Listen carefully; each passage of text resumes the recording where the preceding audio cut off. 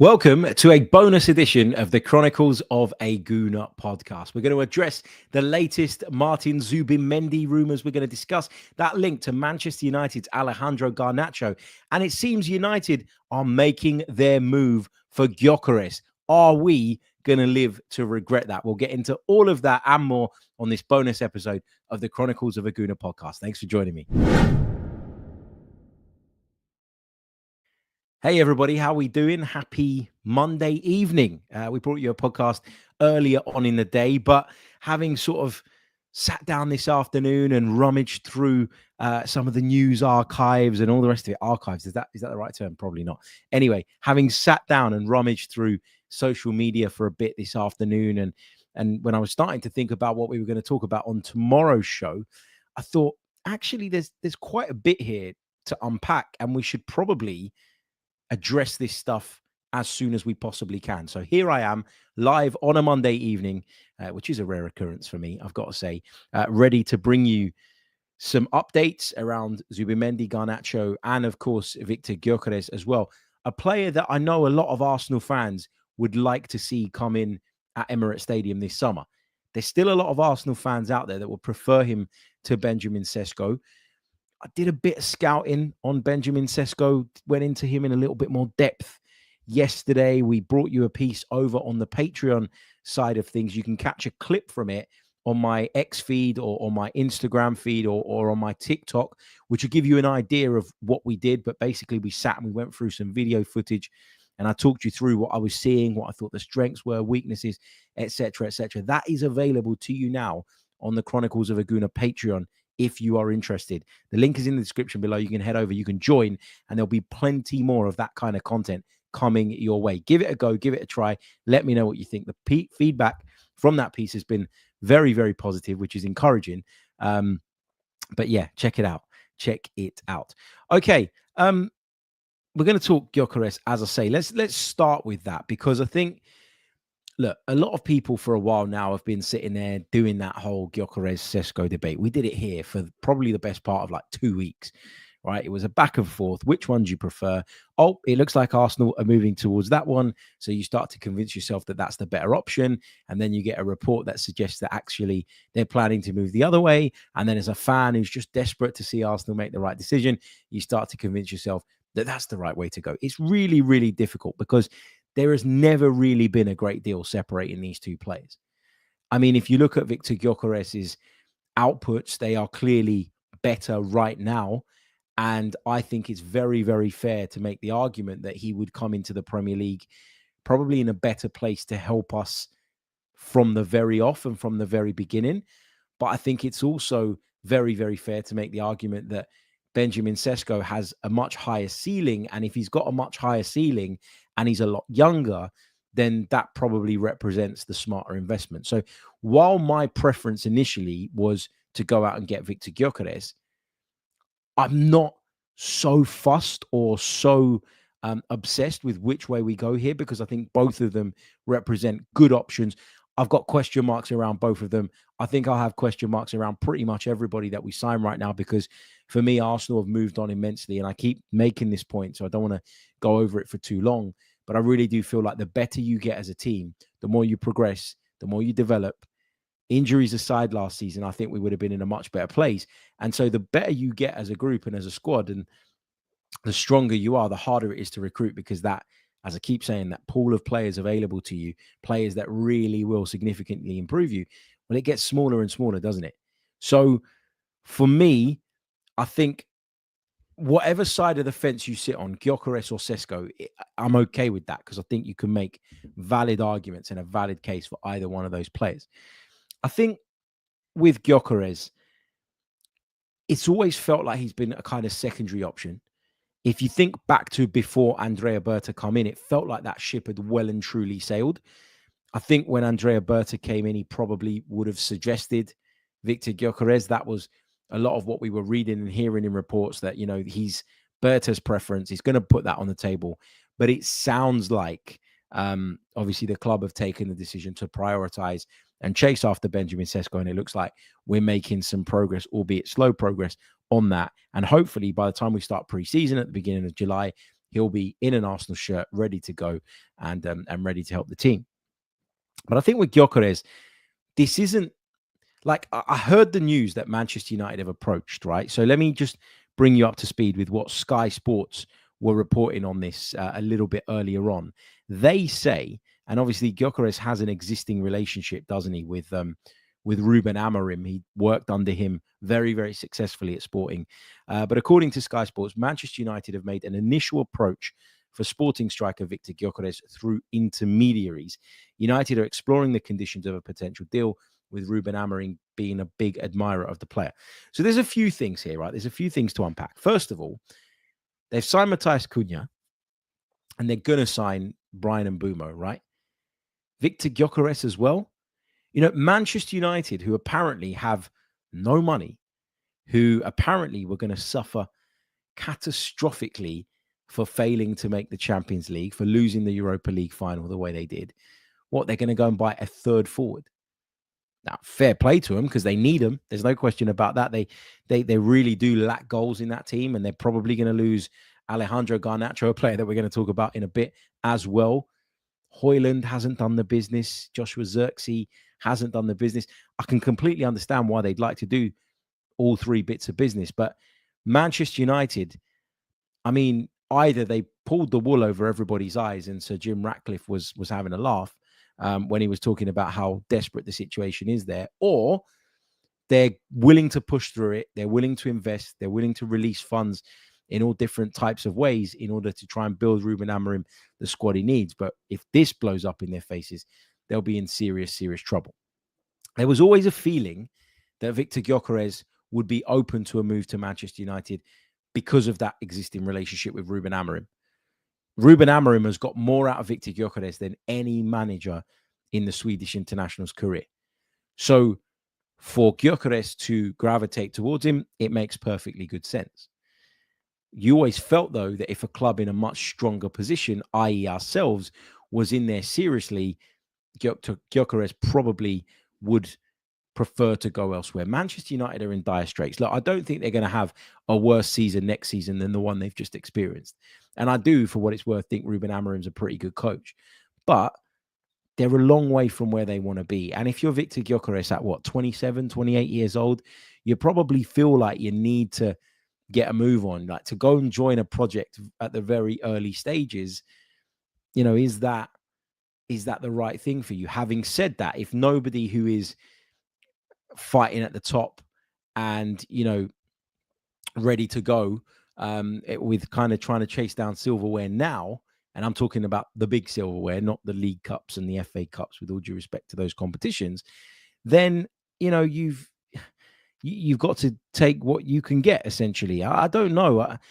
For a long time and for a while, we've always heard that, you know, Arsenal have explored the Gyökeres thing, and that Gyökeres is kind of waiting to see what's going to happen. And, you know, if Arsenal decide to go that way, he'd be open to it. But that won't stop, will it? Real Madrid, Manchester United, I beg your pardon, making their approach if they think he's the right player for them. So it's not a done deal. We don't know how that's going to go. We don't know if Viktor Gyökeres is still an option for Arsenal, really. And if, you know, as a result of that, he might just put this chat with Manchester United on hold. We don't actually know, but I thought it was interesting to raise the point. I can understand why Manchester United still have a pull despite the situation they find themselves in. But if I'm Viktor Gyökeres, I'm only going there if it's my last resort. I'm not going there if there's still a possibility of Arsenal. I wouldn't even go there if there was a possibility of joining Chelsea. I genuinely think that both of those clubs, obviously Arsenal do, but Chelsea do too, represent a much better landing spot for Viktor Gyökeres. I guess the Liam Delap signing might change Chelsea's view on this and may have kind of put Gyökeres in a position where, you know, his options are narrowing by the day. I don't know. But I just wanted to highlight this because I know there's going to be a lot of Arsenal fans out there that lose their minds over this. What are we waiting for? Why are we sitting on our hands? Why are we messing around with Benjamin Sesko when Viktor Gyökeres is there available? He's a lot of people's preferred candidate to come in at Arsenal. But it seems to me, just based on what we're reading, what we're seeing, what we're hearing, that Arsenal have made their minds up. They've made their minds up to go after Benjamin Sesko. And I'm pretty confident actually now that they're going to end up landing him. So just a little update there on Viktor Gyökeres. Does that completely kill any chances of him coming to Arsenal? The fact that Manchester United have made that approach, have they had something to give them encouragement? Have they had some kind of conversation off record? They obviously haven't approached Sporting yet because they've made the approach via intermediaries. Probably want to gauge whether the player would be interested. Once that is established, then I'm sure they would contact Sporting and they try and thrash out a deal potentially. So we'll have to wait and see how this develops. But pretty confident Viktor Gyökeres will be on the move this summer. Will he end up as an Arsenal player? It's looking increasingly unlikely. You have to say that. Sticking with the theme of Manchester United, Arsenal have been linked with a move for Alejandro Garnacho.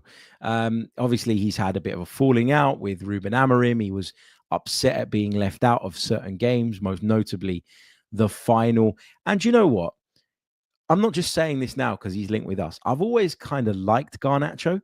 Like, I've always looked at Garnacho and thought, this is one of Manchester United's more exciting players, one of their more exciting prospects. You think about when they won the FA Cup under Erik ten Hag, and you had Kobbie Mainoo really kind of stepping up and showing everybody what he was all about. And there was chat about him maybe being a future Manchester United captain, someone that could really kind of take the team on and be a real central part of the rebuild and the restructure that's been clearly needed at Man United for a long time. And then you had Alejandro Garnacho, one of a group of youngsters who was really performing and impressing and was doing great work off those flanks and coming inside and scoring goals, and not just scoring goals, but scoring really big goals. I remember when Garnacho first burst onto the scene and really started making a difference, being on the 90 Min show back then and saying, he's clutch. This guy is clutch. This is what you want. This guy has got something about him. Is he the most technically polished? No. Is he the hardest working? Not really. Is he a complete all-rounder? I'm not sure that he is, but there's something about him. He's clutch and he's able to make things happen in the biggest of moments. And he comes up trumps when you really desperately need him to. But obviously, that's not the way things have continued. It's not the way things have continued for Kobbie Mainoo as well. And I know Mainoo's had a lot of injuries. Garnacho's had some problems too. But the reason I'm not like going, keep him away from my club and all the rest of it. Listen, I don't think he's the option that we should be going for. He's not my preferred option by any stretch of the imagination. But the reason I'm not doing what a lot of people are doing right now, which is going, keep him away from my club, is because I do think there's something in there. And I think when a club is fundamentally broken, when an environment is so bad and so toxic, it's almost impossible for players to succeed, especially young players who need an example set for them, who need to be in a really stable environment that in turn keeps them grounded when things aren't going great. I don't want us to actively go out and try and sign Alejandro Garnacho, right? All I am saying is that this isn't as problematic a link, or it's not a link that should spark the level of outrage that it has, because deep down in there somewhere, there is a good player in Alejandro Garnacho, but he's operating in a broken environment. Ruben Amorim's come in after Erik ten Hag tried to discipline how many players before him, and he's probably had to kind of really stamp his authority in order to try and turn the culture around and get it on the right path. And sometimes when a manager has a real need for that, players end up becoming scapegoats. I'm not saying Garnacho was right to say the things that he did in public. I'm not saying he was right to undermine his manager. I'm not saying that for a second. All I am saying is that this guy's got talent. He's got potential. He's got ability. Somebody somewhere is going to be able to get a hell of a lot more out of him. I don't know what Manchester United are looking for in terms of the fee. I'd imagine it's probably about 35 to 40 million quid. I'm sure they'll probably try for more initially, but I think that's around about probably what they would get. The problem that Man United keep having as well is that so many of their players are falling out with coaching staff and hierarchy and all the rest of it. We've seen it a few times now. We've seen it with Sancho. We've seen it with Rashford. We're seeing it now with Garnacho. And what you end up with is a situation where everybody and anybody knows that you want to get rid of that player. And it becomes very, very hard in that instance to then demand top dollar. So Man United aren't in a great position here at all. Someone somewhere, and I don't think it should be us, but someone somewhere could really take advantage of this. The reason I'm saying it shouldn't be us, because I don't think that should be what we're looking to do. I don't think it should be the priority. But I've become irritated, agitated with some of the reaction to this online. People going, keep him away from my club, as if it's like some ex-Tottenham captain that we're trying to sign who's shown nothing. Like, Alejandro Garnacho has got something, man. He really does. He really does have something. Whether we'd be able to extract that from him, I'm not sure.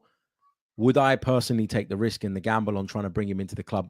No, I wouldn't, because I think we've got some really clear priorities this summer, and I think it's a really important window for us. And if I'm saying I don't want to roll the dice on so many other wingers, because me personally, I'm not massively convinced. I can't sit here and try and convince you that Garnacho is the one. But I just thought it was a really interesting link. Chelsea have been linked as well. He's of a relatively young age, which means Chelsea are going to be sniffing around it.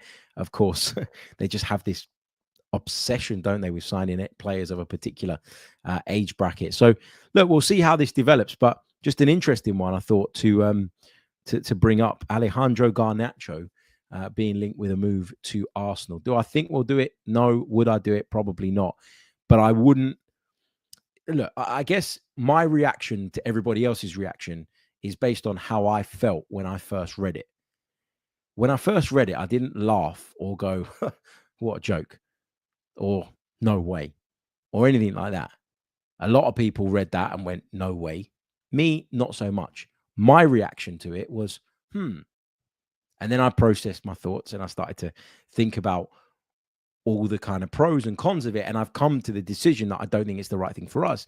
But I get irritated when people dismiss clearly talented footballers because of a media narrative. And Garnacho's not been the best behaved. He's not adhered to the rules that I think professional footballers should. I think he has undermined his coach. I think he's given some very honest, in fact, too honest interviews post games when he's clearly raw and emotional, and that's not done him any favors. And when I say that, it's not done him any favors in terms of his standing at Manchester United, but it won't do him any favors in terms of other managers and other clubs that are looking at him as well, but maybe feel he's got that kind of problem player baggage that he'd be dragging around with him. So it's a really, really interesting conversation, but not for me. Okay, and finally, the main reason I jumped on this evening to bring you guys a bonus edition of the pod was to talk a little bit about Martin Zubimendi. Now, we spoke on the main pod on Monday morning, and I said, look, I've got no reason to believe that Arsenal are faltering in this deal, that Arsenal are having any issues in terms of the progression of this Martin Zubimendi deal that we've heard so much about for such a long time. But I also said, I couldn't completely discount Real Madrid's interest or their attempts, by the looks of it, to try and bring in the player. Now, done a little bit of digging on this afternoon, spoke to a few people, tried to get an understanding of kind of what the situation is exactly. And yes, Real Madrid have an interest in Martin Zubimendi. Real Madrid look at him as the perfect midfielder. Xabi Alonso has a huge admiration and a great relationship on a personal level with the player, which makes him a really, really attractive proposition for Los Blancos. However, Arsenal remain very, very confident that they're going to sign Martin Zubimendi this summer. They are not at all concerned right now. There's no worry. There's nothing that's happened yet to make Arsenal feel like this is a deal that's getting away from them. They are very confident of signing Martin Zubimendi this summer. So the Real Madrid rumours, put them to one side. Yes, Real Madrid like the player. If he's as good as people tell me he is, why wouldn't they? Real Madrid will always take a look at the best players in Spain, unless they are part of Barcelona, in which case there's no deal to be done. Real Madrid will always pay attention to the best players in Spain. And Martin Zubimendi by all accounts, is one of those. I got a lot of criticism on the main pod that we did on Monday morning for talking about his performance against Portugal. And so what did I do this afternoon when I was having a cup of coffee? I put the game on again and I watched the first half again, really, really closely with a real focus on Martin Zubimendi. Was I harsh in my appraisal of him? Do I think that he dictated the game, dictated the tempo? Even still, having watched the first half again, no, not really. I think he did some really good things. And I think he's exactly what I described him as earlier. That wall that you bounce the ball off of when you don't know where else to go, when options are limited. Sometimes you need to play an extra pass in order for a bit of movement to develop or for a gap to form that you can then take advantage of. And Martin Zubimendi is that guy that's always available. He's that guy that always drops into a pocket of space to receive it in deeper parts of the midfield. Is he flash? Has he got flair? No, not really. And that's okay as long as he's very, very functional. And I think he is very, very functional. Now, my worry and concern will always be, can he be this functional in the Premier League where the tempo is a lot higher and the game is a lot more physical? That's my worry. And that worry is going to exist until Martin Zubimendi puts on an Arsenal shirt and goes on the pitch and proves to me otherwise. So we'll wait and see on that. But it's my understanding that, yes, Real Madrid are looking at him. Yes, Real Madrid, in an ideal world, would like to pinch him from underneath our noses. But Arsenal remain very confident that they're going to sign Martin Zubimendi this transfer window. So there's no need to go into a spiral of frustration, which I've seen a bit of, by the way, online. I think what occurred between Martin Zubimendi and Liverpool in the past has got a lot of people on red alert and has a lot of people maybe on edge. But it's also my understanding that there was more to that deal falling apart than we know at the minute. So I think we can just relax. We can take a deep breath, breathe a sigh of relief, and just chill out on this. It's very, very likely, and the club are very confident that Martin Zubimendi will be one of our main signings this summer. So we'll wait and see how that goes. Do you know what we're going to do? Later on this week, we're going to do a Zubimendi scouting video like we did on the Viktor Gyökeres one. And we'll put that out for patrons, and you can come over and check that out if you are interested. Remember, if you haven't done so already, guys, please leave a like on the video, subscribe to the channel if you are new as well. All of that amazing stuff. It really, really does help me. It doesn't cost you a thing, but it really does make a difference to me. We've only got 55 likes on the board, but there's 500 of you with me live right now. So, guys, if we could get up to 250 likes by the time we end this stream, I'd really, really appreciate it. If you're listening on Apple or Spotify as well, please do leave us a review. All of that stuff really, really does help as well. I'll take a couple of questions before I sign out. Let's see what you guys are saying in the live chat. Abda, this is the classic stuff that I get. That Harry's job is very easy. If Arsenal get linked to Nketiah, he will immediately gas him to the fans. The suggestions that I'm the PR merchant again. It's interesting, isn't it? Because I love the contrast in opinions. Earlier today, I was reading through some of the comments from the podcast that we put out a little bit earlier in the day, and there was a couple of comments saying, well, if you don't want these players, Harry, who the hell do you bloody want? Because you're not convinced by Williams. You're not convinced by Leao. You're not convinced 100% by Zubimendi. Same with Benjamin Sesko. Same with Viktor Gyökeres. Like, who the hell do you bloody want? And I started to think about this while I was driving a little bit earlier on. I was like, well, you know what? Who do I want? I've just come to accept that when I look around the market in terms of players that are available to us, I don't see that many finished articles. And that is not necessarily a reflection on Arsenal, but it's a reflection of the market in general. And I acknowledge now that if I can find fault in my own mind with pretty much all the players we've been linked with, that as a football club, we're going to have to roll the dice on someone, and we're going to have to make a decision, and we're going to have to hope that with really good coaching, with the positive environment that we've built at Arsenal over the years, that player is going to be able to go on and improve and progress and eventually become what we want them to be. But then that is completely contradictory, isn't it? When I get comments like that to this idea that I just gas up every player that Arsenal have been linked with. Jid says, would Garnacho even want to come and play second fiddle at Arsenal, or would he rather go look for first team football at a good mid-table club? I don't know. It's an interesting one because I think for Garnacho, there's a couple of things that he's got to weigh up here, right? Obviously, you're leaving Manchester United under not great circumstances, which means that instantly clubs are going to try and lowball Manchester United for you. And if Manchester United dig their heels in, and we know that they want to get rid of him as well, but if they do dig their heels in, it makes it difficult for those kind of mid-table ranking clubs to do the deal.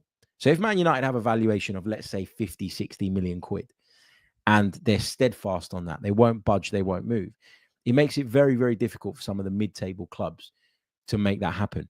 Then you got to factor in, and I don't know what his salary's like, but I'd imagine being a Manchester United player is pretty good. Then you got to factor that in as well. So for those clubs, does the cost just overall become way too much? If Man United are willing to lower their demands, then there'll be a hell of a lot more clubs willing to take that risk.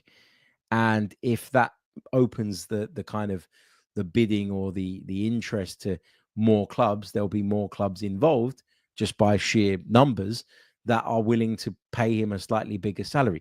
Basically, Garnacho wants there to be like a bit of a bidding war. Man United want that in terms of the fee. Garnacho probably wants that in terms of the package that he's going to be offered as an individual. So it's an interesting one, isn't it? I'm not sure how this is going to pan out, but in terms of playing second fiddle at Arsenal, like he'd be part of a squad that would or should be competing for the very biggest trophies in the game. And I think that's got to hold value. He'd also probably get a much bigger salary at Arsenal than he would if he went to, I don't know, Fulham or Brighton, for example, just to reference a couple of kind of mid-table type clubs. So there's a lot to weigh up here. There really is.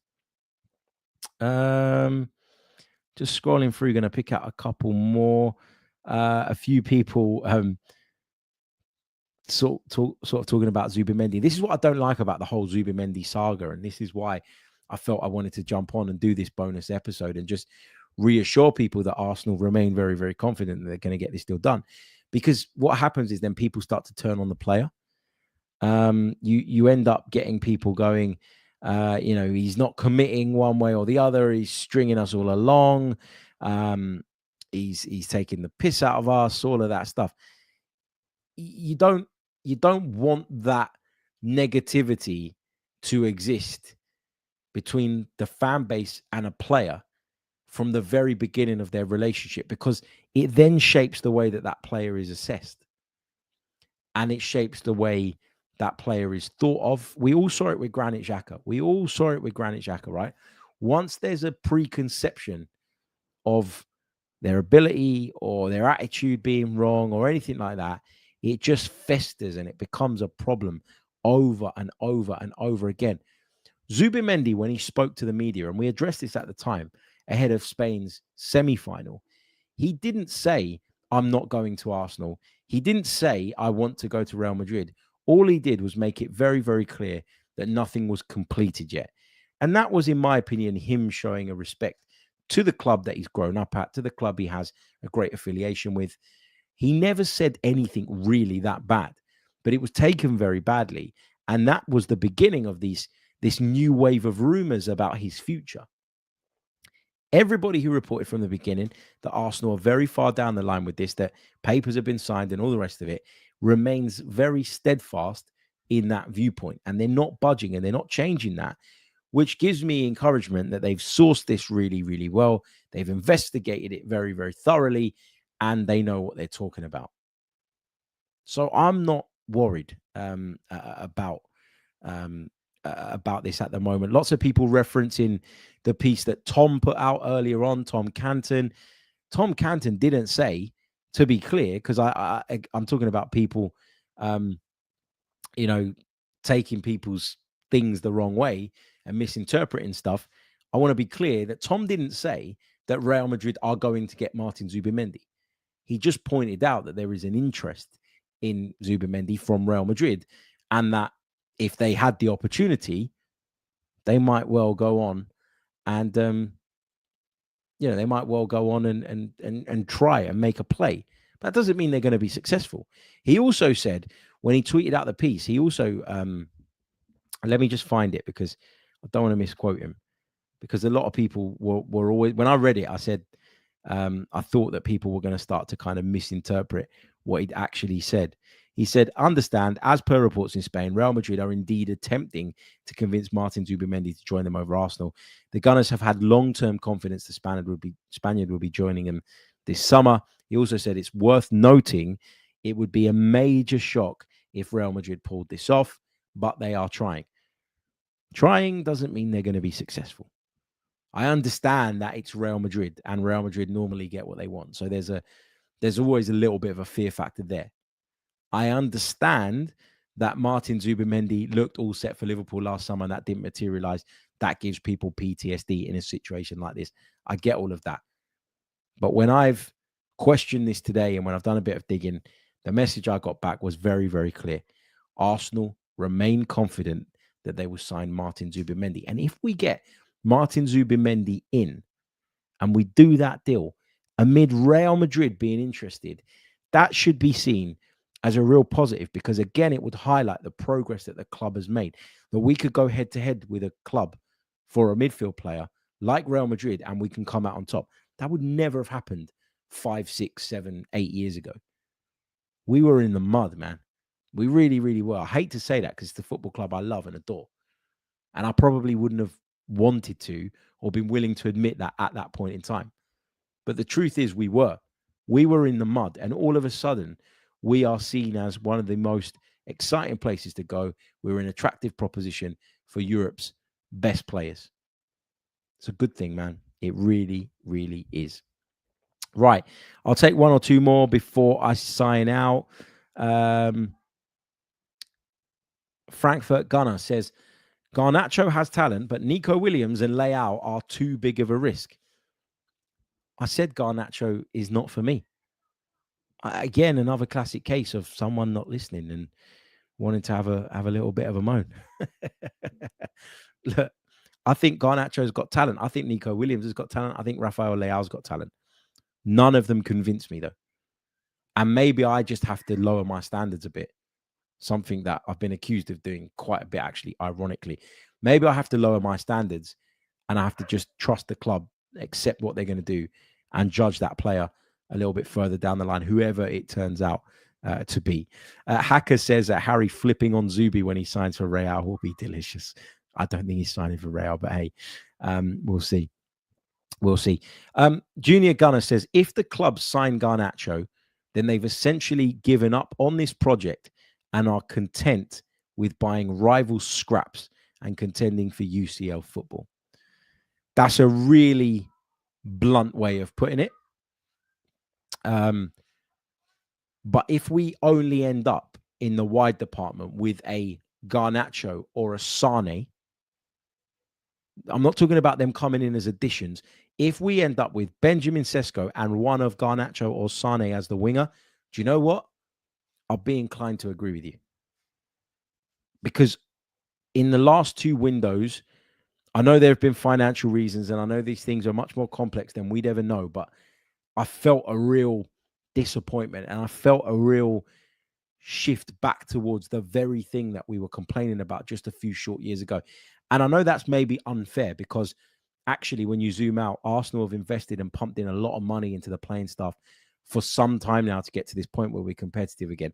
I acknowledge that, but you can't help but in a situation like that, allow your raw emotion to take over. And it's completely understandable why fans were feeling like that last summer and were feeling like that in January. If Arsenal cheap out again, in terms of addressing positions that we all know they need to, then that noise is going to get louder and louder and louder. And the club are going to have a real hard time extinguishing those fires. Because what was the point in coming this far if you're not then going to take the steps to get over the line? What was the point in qualifying for the Champions League again, which brings great revenue? What was the point in earning more Premier League prize money by finishing higher up the table if you're not going to then take those next steps? It all needs to grow together in unison, and that's the only way to move forward as a football club. So let me be clear. I'm not saying that's going to happen. I'm not saying we're going to end up with just the Sane or just the Garnacho as far as wide recruits are concerned. But just in response to Junior Gunner's point, if that was what the window was to shape up like and look like, then you could understand why people will be, and you can bet they will be, shouting from the rooftops and questioning the ambition of the football club again. So yeah, we'll see how it all goes. Anyway, guys, thank you so much for joining me. Really appreciate it. I hope you enjoyed the bonus episode of the pod, and we'll be back tomorrow with another full one. Until then, take care of yourselves. Have a wonderful evening or morning, depending on when you're listening to this, or even afternoon. And I'll see you all very soon. Until the next one, take care of yourselves. Goodbye.